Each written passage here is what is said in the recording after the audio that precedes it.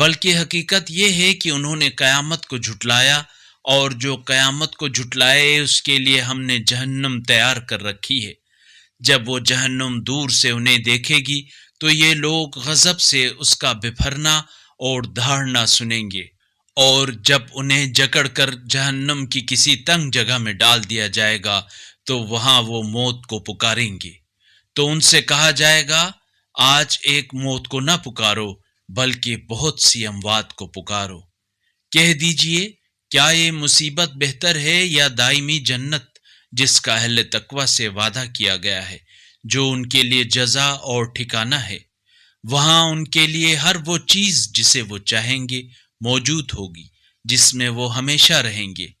یہ لازمی وعدہ آپ کے پروردگار کے ذمہ ہے، اور اس دن اللہ ان لوگوں کو اور اللہ کو چھوڑ کر جن معبودوں کی یہ لوگ پوجا کرتے تھے ان کو بھی جمع کرے گا، اور پھر فرمائے گا کیا تم نے میرے ان بندوں کو گمراہ کیا تھا یا یہ خود گمراہ ہوئے تھے؟